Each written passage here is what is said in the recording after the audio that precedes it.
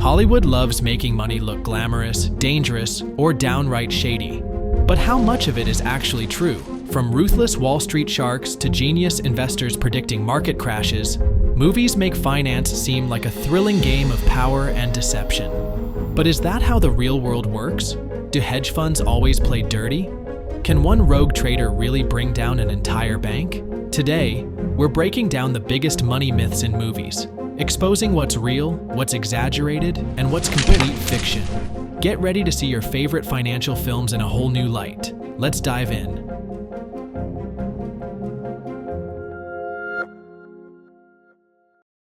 Number 14. Too Big to Fail, 2011. Let's start with the 2011 biographical drama, Too Big to Fail. It dives into the 2008 financial crisis, showing how the US government rushed to save collapsing banks.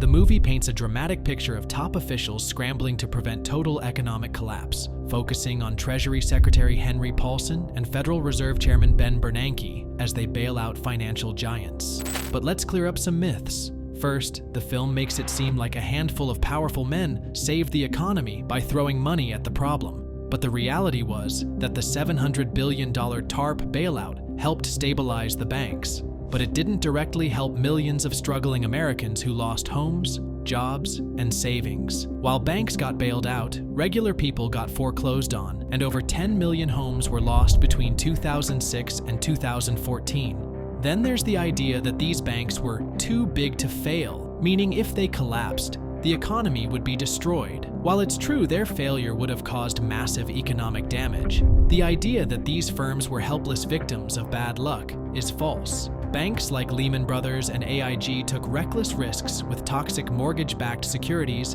and ignored warnings. They weren't innocent. They were over-leveraged and greedy. Finally, the movie suggests new regulations like Dodd-Frank prevented future crises.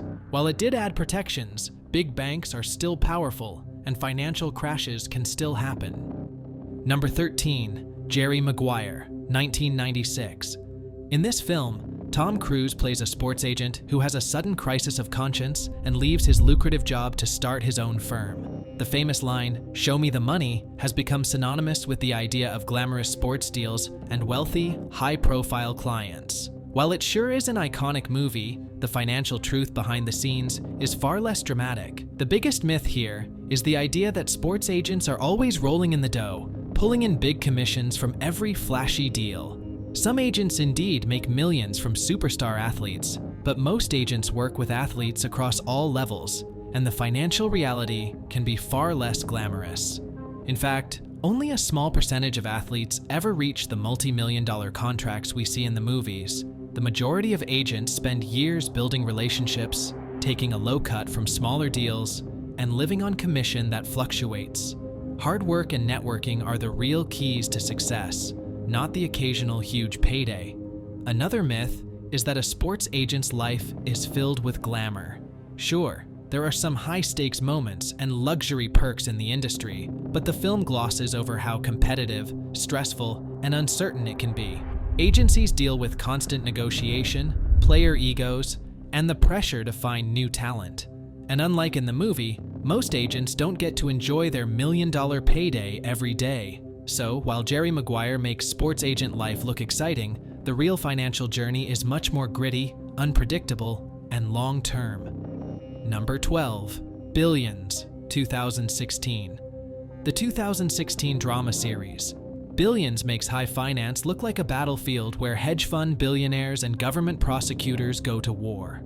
Bobby Axelrod, played by Damian Lewis, is the classic ruthless billionaire who uses insider tips, shady deals, and sheer arrogance to outsmart regulators like Chuck Rhodes.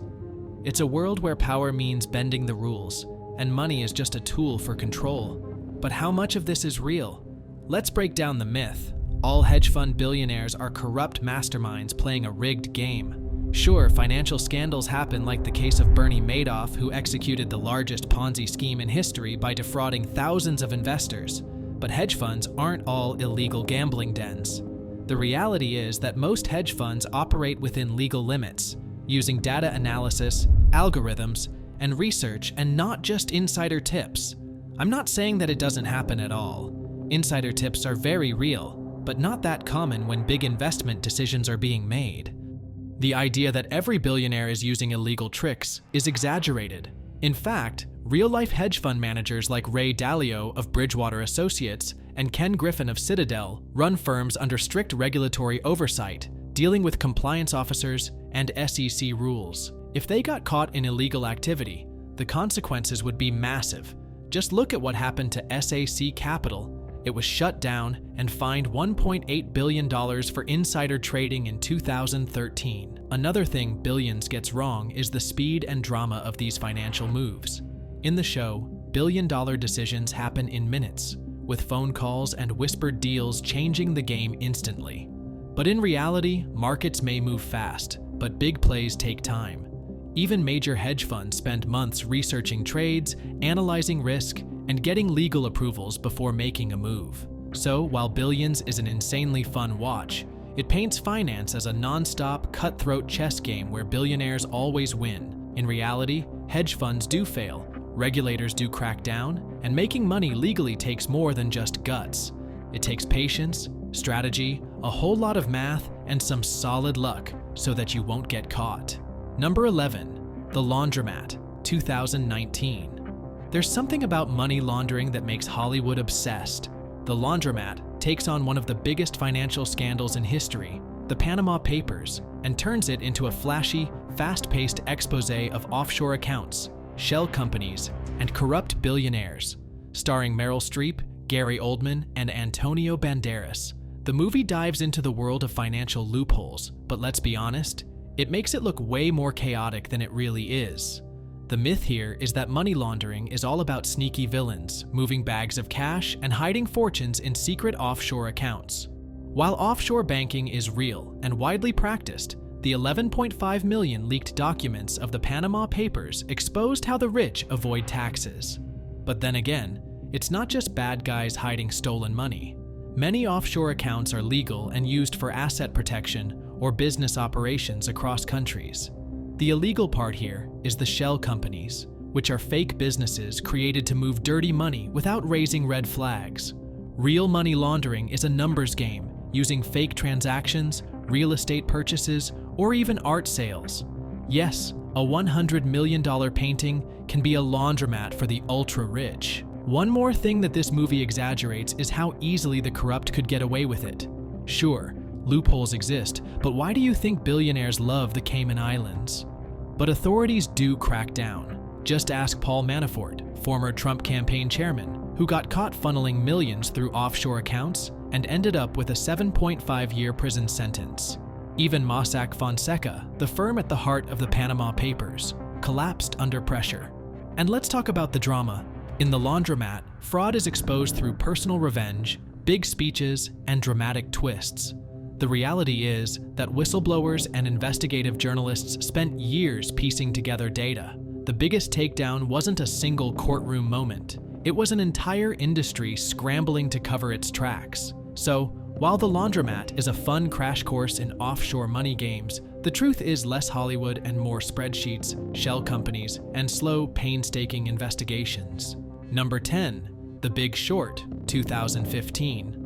The Big Short takes one of the most complicated financial disasters in history, the 2008 housing market crash, and turns it into an entertaining, fourth-wall-breaking roller coaster of greed, stupidity, and sheer financial chaos. With Christian Bale, Steve Carell, Ryan Gosling, and Brad Pitt, the movie makes finance fun to explain mortgage-backed securities, credit default swaps, and financial fraud. But how real is it? The myth here is that only a handful of geniuses saw the 2008 crash coming. This movie follows real-life investors like Michael Burry and Mark Baum, who bet against the housing market while everyone else was blind. Now, reality check. While these guys made insane profits, they weren't the only ones who noticed the bubble. Analysts, journalists, and even some government officials raised red flags years before the crash. The only problem was that banks, credit agencies, and regulators ignored the warnings because everyone was making too much money. Another exaggeration is how fast everything unraveled. In the movie, once the truth comes out, the collapse feels instant. Chaos, panic, and billions lost overnight. In reality, the warning signs stretched back to the early 2000s, and the crash itself played out over months, with banks slowly realizing the depth of their losses. The 2008 collapse wiped out $10 trillion in global wealth and took years to recover from. And let's talk about the villains. The Big Short paints bankers as clueless or corrupt, but not every financial worker is a reckless gambler. Many on Wall Street had no idea how toxic mortgage-backed securities had become because of how insanely complex they were. Even the infamous Lehman Brothers collapse, where $600 billion in assets was wiped out, wasn't caused by a single bad decision. It was a mix of greed, bad regulations, and market stupidity. So, while The Big Short nails the spirit of the crisis, greedy bankers, a rigged system, and a few outsiders profiting from disaster, it simplifies who knew what and how fast it all crumbled. Number 9. Barbarians at the Gate, 1993. Barbarians at the Gate takes us straight into the madness of corporate greed in the 1980s, where Wall Street was basically the Wild West, except instead of cowboys, you had cigar-smoking billionaires battling for power over leveraged buyouts. It was based on real events and follows F. Ross Johnson, the CEO of RJR Nabisco, as he tries to buy out his own company in a $25 billion bidding war. The film makes it look like a chaotic, cutthroat battle of egos, and honestly, it kind of was. But let's break down the financial myth here, which is, LBOs are a guaranteed way to get rich. In the movie, everyone's scrambling to pull off the biggest LBO in history, using borrowed money to buy the company and flip it for profit. But the reality is that LBOs are incredibly risky. They load companies with massive debt, and if the new owners can't boost profits fast enough, the business collapses under the weight of its loans. This isn't just theory. It's exactly what happened with Toys R Us in 2017, when its private equity owners drowned it in $5 billion of debt, forcing it into bankruptcy. Another exaggeration is that business deals are all about flashy power moves.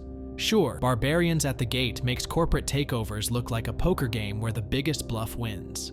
But real LBOs are painstakingly complex, with months of legal, financial, and regulatory hurdles.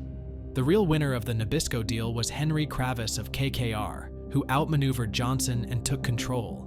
But even he admitted the deal wasn't worth it in the long run. So, while Barbarians at the Gate is a hilarious drama-filled take on 1980s greed, the reality is messier. LBOs are high-stakes gambles, and sometimes even the winners lose. Number 8. American Psycho, 2000.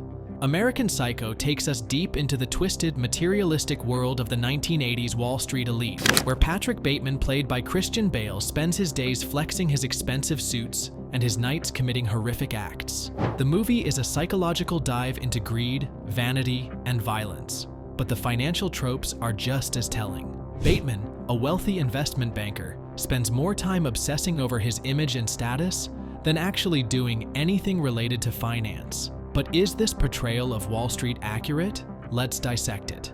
The myth here is that all investment bankers are shallow, sociopathic materialists. Bateman is the extreme, of course, psychotic, disconnected, and constantly comparing himself to his peers. The reality is that while Wall Street can attract a certain kind of high-powered, high-stakes personality, most bankers are not living in Bateman's delusional world of murder and identity confusion. Yes, the financial industry has its share of egos, but most of the actual work is about crunching numbers, building relationships, and strategizing, not plotting to kill as a side hustle. The movie, however, paints all wealthy professionals as morally bankrupt, which isn't the case. Another exaggerated trope is the obsession with wealth and status. While American Psycho makes it seem like Wall Street is nothing but a contest of who has the most expensive business cards and the flashiest apartment, in reality, finance professionals are often focused on their careers, not just their egos. Sure, some may flaunt their wealth, but for many, the drive is about the work itself, making money, building portfolios, and climbing the corporate ladder, and many of them are great philanthropists too.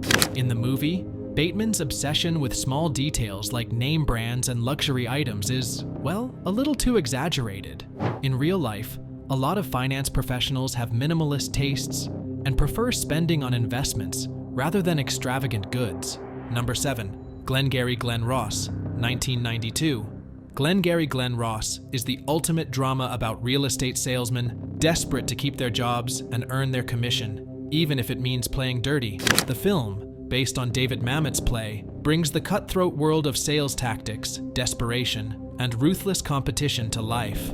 The memorable line, "ABC, always be closing," is practically synonymous with Glengarry Glen Ross. But let's break down the financial trope and see what's real and what's just Hollywood-style drama. The myth is that desperate real estate salesmen are pushed to deceive clients and each other to avoid financial ruin. In Glengarry Glen Ross, the salesmen feel no shame in lying, pressuring, and outright deceiving clients to close their deals. While it's true that some in the sales world use high-pressure tactics, most legitimate real estate agents rely on relationships, trust, and knowledge of the market rather than slimy tactics. Now, when you have huge commissions on the line, it can cause you to exaggerate your point while selling, but building a solid reputation and offering genuine value is what most real estate agents strive for. The film makes it seem like every deal is a desperate attempt to swindle the client into buying property that they don't need. In reality, salespeople work with buyers' needs, not just pushing anything for a quick buck. Another thing that was hyped in the movie was that only the top performers are the ones who make it. The movie centers on Blake, played by Alec Baldwin, the ruthless corporate rep who's sent to push the underperforming salesman to close deals. But the reality is that salespeople come in all skill levels, and top performers aren't always the loudest or most aggressive. Many successful agents are great listeners, building rapport with clients and understanding their goals before trying to sell them anything. And let's talk about the desperation in the film. In Glengarry Glen Ross, the salesmen are willing to go to any lengths to keep their jobs, stealing leads, making unethical calls, and even backstabbing one another. While the pressure is real, it's not all about cutthroat tactics. Yes, there are shady characters, but the majority of the industry thrives on ethics and honesty, with repeat clients being the goal rather than a quick sale. Number 6. Rouge Trader, 1999. Rogue Trader is a movie based on the real-life scandal involving Nick Leeson, a British trader who single-handedly brought down Barings Bank, one of the oldest and most prestigious banks in the UK, with unauthorized trades that amounted to an £827 million loss. The film paints a picture of greed, manipulation, and risk-taking, with Nick playing the charming but reckless trader who gets away with everything until the crash finally hits. But let's pull back the curtain on the financial myths the film creates. The myth is that a rogue trader can wreak havoc by flying under the radar. While Rogue Trader shows Nick making huge unauthorized trades in secret and masking his losses, the truth is that modern financial institutions have extensive risk management and monitoring systems. The film oversimplifies how a single person can create such chaos without anyone noticing. In reality, even in the most high-risk sectors like trading, there are usually multiple layers of oversight. Nick got away with it because of a lack of internal controls and a corporate culture that prioritized profits over checks and balances, not because he was some mysterious rogue genius. Another myth that the movie portrays is that traders always have complete freedom to act on their whims. Nick's reckless behavior, speculating on the Asian markets and betting on massive amounts of money, makes him appear as if he's operating in a world of total freedom. The reality is that traders work within strict parameters set by their firms, and every trade is usually scrutinized. Barings Bank failed to implement the necessary checks and allowed Nick to both make and approve his own trades, which was a massive oversight. And let's talk about the lone wolf trader image. While Nick certainly did most of the damage himself, the scandal wasn't just one man's fault. Management failed to ask the right questions and allowed him to cover up his mistakes. Rogue Trader emphasizes Nick's personal downfall, but the bank's negligence played just as large a role in the collapse. Number 5. Enron, the smartest guys in the room, 2005. Enron, the smartest guys in the room was released in 2005 and dives into one of the biggest corporate scandals in history, exposing how Enron executives, led by Ken Lay and Jeffrey Skilling, used accounting tricks, fraud, and deceit to deceive investors, employees, and the public. The film shows how Enron was built on lies, ultimately collapsing in 2001 when its fraud was exposed, costing investors billions. But let's debunk some of the financial myths the movie builds around the story. First up is the myth of genius CEOs. The film paints Lay and Skilling as brilliant masterminds who fooled the world with their slick presentations and complex financial instruments. In reality, the truth is far messier. Enron's executives weren't financial wizards. They were skilled at manipulation, but they didn't understand the markets they were playing with. They relied heavily on mark-to-market accounting, which allowed them to book profits from future transactions, inflating Enron's stock price without real earnings behind it. This wasn't a sophisticated financial strategy, it was a fraud that eventually caught up with them. Another myth was that everyone in the company was in on the scam. While it's true that top executives were deeply involved, the film shows Enron employees as mostly unwitting victims. Many were in the dark about the true state of the company and were misled by the inflated stock prices and promises of bonuses. Enron's collapse left thousands of employees with nothing, their savings wiped out, including their retirement plans, which had been invested in the company's stock. The film dramatizes the story of greedy corporate elites, but the reality is that Enron's downfall was more about systemic failure than individual genius. It was about a company that lost its way, built on lies and a culture of corruption that led to one of the largest corporate bankruptcies in history. Number 4. The Wolf of Wall Street, 2013. The Wolf of Wall Street, 2013, takes us into the outrageous world of pump-and-dump strategy, where Jordan Belfort, a stockbroker, rises to power by manipulating the market, scamming investors, and living a life of wild luxury. The film shows Belfort's fraudulent schemes at Stratton Oakmont, his indulgence in drugs, parties, and excess, and his ultimate fall from grace. But let's dig into the financial myths here. First, the myth is that all stockbrokers are fast-talking, morally bankrupt hustlers. While the Wolf of Wall Street makes it seem like every broker is out to scam people, the reality is much more regulated. The vast majority of financial professionals are working within the law, following strict regulations designed to protect investors. The fraudulent behavior of pump-and-dump schemes in the movie is the exception, not the rule. In reality, most brokers focus on legitimate investments and building long-term relationships with clients and not swindling them for personal gain. Another myth is that success in finance means living an unchecked life of excess. The film shows Belfort's constant partying, lavish spending, and general disregard for consequences. While the industry does attract high earners, excessive behaviors like this are rare. Many successful finance professionals maintain disciplined lifestyles and focus on their careers. In fact, most top investors like Warren Buffett and Charlie Munger are known for their humble, steady habits. Number 3. Boiler Room, 2000. Focused on the story of a college dropout, Seth Davis, who joins a shady brokerage firm that pushes worthless stocks onto unsuspecting investors.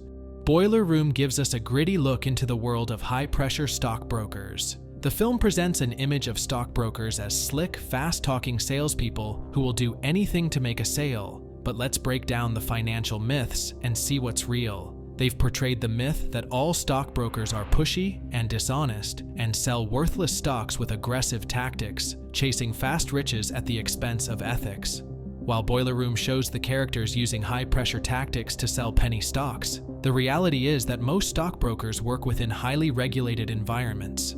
While there are unscrupulous firms, the majority of financial professionals abide by rules set by organizations like the SEC. In fact, the industry is full of brokers who prioritize ethics and transparency, not manipulating clients for a quick commission. Another myth is the portrayal of brokers as greedy, self-serving individuals. In the film, the characters are shown as money-hungry with little regard for anyone else.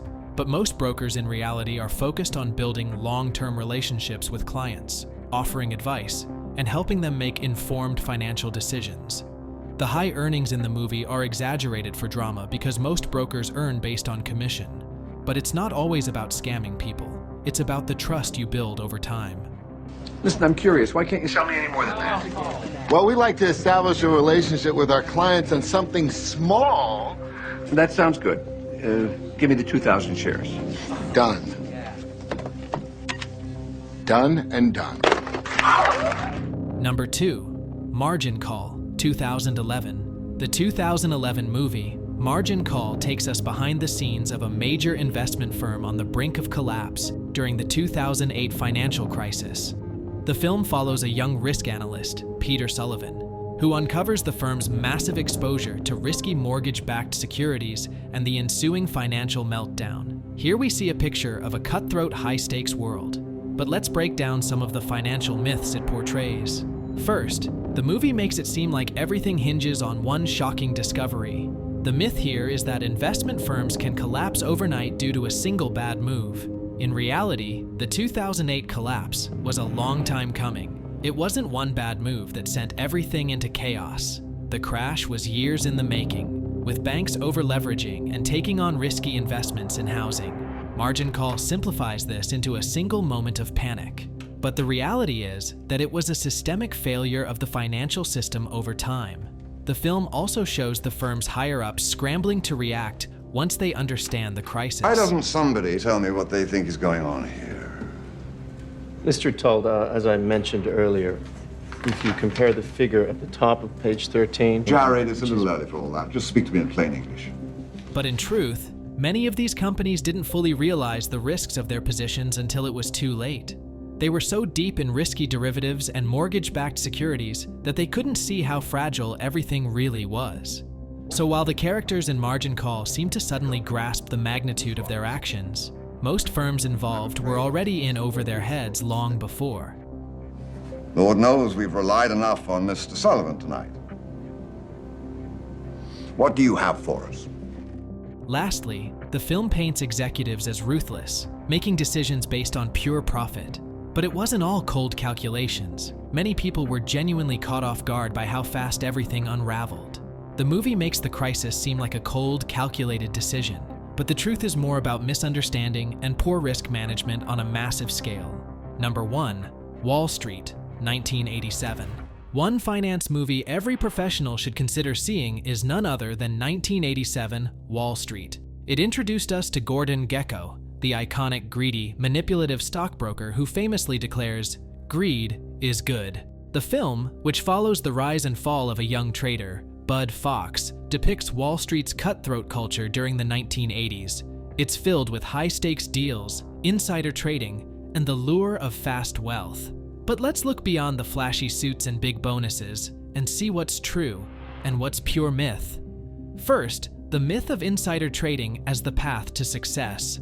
Gekko's rise is based on illegal insider trading, manipulating information to make millions. While it makes for a thrilling movie, the reality is far different. This is the kid. Calls me 59 days in a row, wants to be a player. Insider trading is illegal and leads to serious legal consequences. People caught in these schemes don't end up as untouchable millionaires. In fact, real-life cases like Martha Stewart's and Raj Rajaratnam's show that even the most powerful figures face massive fines and prison time for insider trading. Next up is the myth of the greed is good mentality. Gekko's famous quote is meant to represent the ruthless greed that was pervasive in the 80s stock market culture. But the idea that greed always leads to success is a myth. While greed can drive short-term profits, ethical investing and long-term strategies are actually what build sustainable wealth. The rise of socially responsible investing and environmental, social, and governance standards shows that ethical investing is not only possible, but often more profitable in the long run. Finally, the film shows a lone wolf trader like Gekko running the show. In reality, financial markets are far more about teamwork, regulation, and collaboration than about individuals manipulating systems for their own benefit. While there are definitely bad apples, they're often caught, and the industry has come a long way in terms of transparency and regulation since the 80s. You're under arrest, Mr. Fox, for conspiracy to commit securities fraud and for violating the Insider Traders Sanction Act. The minute I laid eyes on you, I knew you were no good. You have the right to remain silent and refuse to answer questions. Do you understand? Anything you do say may be used against you in a court of law. You have the right to consult an attorney before speaking to the police and to have an attorney present during any questioning now or in the future. So folks, as you can see, Hollywood knows how to create drama for the sake of creating an interesting movie. But it doesn't mean that whatever's in there is 100% true. Mostly it's partly inspired and never the full picture. We should take it with a grain of salt and research on our own to find out what really happened. That's it for this video. If you liked it, please press the like button and subscribe for more. Share the video with your friends. Thanks for watching, everybody. See you next time.